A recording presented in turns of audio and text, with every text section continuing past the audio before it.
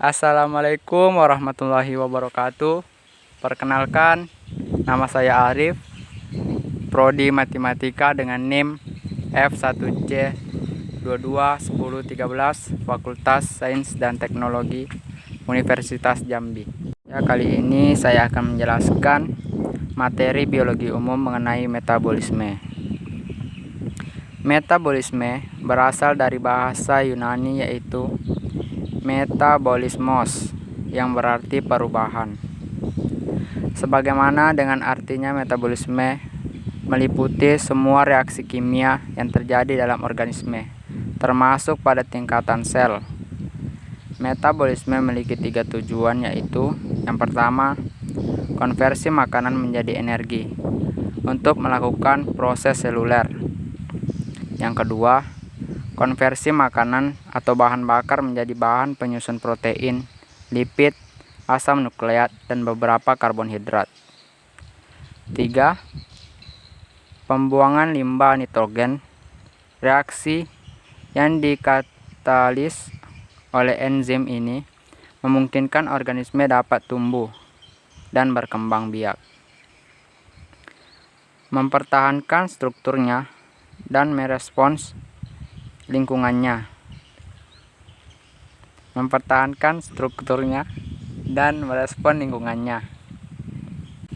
Ketiga, pembuangan limbah nitrogen. Reaksi yang dikatalis oleh enzim ini memungkinkan organisme dapat tumbuh dan berkembang biak, mempertahankan strukturnya, dan merespons lingkungannya. Metabolisme merupakan salah satu ciri makhluk hidup. Pada manusia, metabolisme akan mencerna makanan untuk kemudian diolah menjadi energi. Selain bertujuan untuk membentuk energi, metabolisme memiliki fungsi sebagai berikut. Yang pertama, mengganti sel atau jaringan yang rusak. 2. Merespirasi jaringan pada tubuh. 3. Pertumbuhan jaringan tubuh. 4. Penyusun unit pembangun sel. 5. Menghasilkan energi dari perubahan zat-zat makanan yang ada pada tubuh. Berdasarkan tujuannya, metabolisme dibagi menjadi 2 bentuk, yaitu anabolisme dan katabolisme. A. Anabolisme. Anabolisme terjadi ketika reaksi kimia menyusun senyawa sederhana menjadi senyawa yang kompleks. Anabolisme membutuhkan energi untuk menyusun senyawa tersebut menjadi senyawa kompleks dan bersifat eksergonik. Salah satu bentuk anabolisme adalah proses fotosintesis yang terjadi pada tumbuhan. B. Katabolisme. Katabolisme terjadi ketika reaksi kimia mengurai senyawa kompleks menjadi senyawa yang sederhana. Katabolisme akan menghasilkan energi ketika mengurai senyawa kompleks tersebut menjadi senyawa sederhana dan bersifat endergonik. Salah satu bentuk katabolisme adalah proses respirasi pada makhluk hidup. Proses metabolisme pada makhluk hidup terdiri atas 3 bagian. 1. Metabolisme karbonhidrat. Metabolisme karbonhidrat mencakup penguraian katabolisme, sintesis anabolisme, dan perubahan bentuk karbonhidrat dalam tubuh organisme. Bentuk karbonhidrat yaitu glukosa akan diurai menjadi senyawa gula sederhana yaitu monosakarida.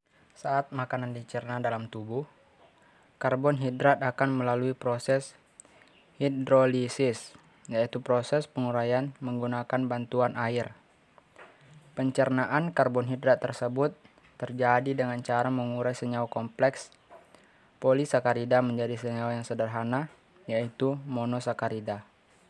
Ketika makanan dikunyah di dalam mulut, makanan akan dicampur dengan air liur yang mengandung enzim petialin yang akan menghidrolisasi pati. menjadi sebuah maltos dan gugus-gugus glukosa kecil yang terbentuk dari 3 sampai 9 gugus glukosa. Ketika makanan dikunyah di dalam mulut, makanan akan dicampur dengan air liur yang mengandung enzim ptialin yang akan menghidrolisis pati menjadi sebuah maltos dan gugus-gugus glukosa kecil yang terbentuk dari 3 sampai 9 gugus glukosa. Setelah makanan tersebut ditelan dan masuk ke dalam lambung, makanan tersebut akan dicampur dengan zat yang akan disekresi lambung. Kemudian, makanan tersebut akan masuk ke dalam duodendum dan bercampur dengan getah pankreas. Hasil akhir dari metabolisme karbohidrat adalah senyawa-senyawa gula dan dalam bentuk fruktosa, glukosa, monosakarida, dan manosa. Senyawa-senyawa ini kemudian akan diabsorpsi melalui dinding usus dan akan terbawa ke hati oleh darah. 2. Metabolisme lemak. Metabolisme lemak adalah proses di mana asam lemak akan dicerna kemudian dipecahkan untuk menghasilkan energi atau disimpan di dalam tubuh sebagai cadangan energi.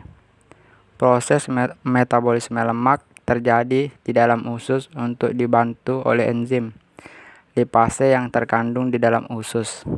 Jika makanan masuk ke dalam usus akan mengalami kontraksi yang merangsang keluarnya hormon koleistokinin. Hormon tersebut merangsang kantong empedu berkontraksi dan menghasilkan cairan empedu. Cairan empedu mengandung garam yang berfungsi untuk mengumulsi lemak menjadi butiran lemak dengan ukuran yang lebih kecil. Ukuran butiran lemak yang lebih kecil akan memudahkan proses hidrolisis lemak oleh lipas yang diproduksi pankreas. Proses metabolisme sebagian besar terjadi dalam usus, namun juga dapat terjadi pada hati, sel-sel otot, dan sel-sel lemak untuk dipakai sebagai energi atau disimpan sebagai cadangan energi. 3. Metabolisme protein.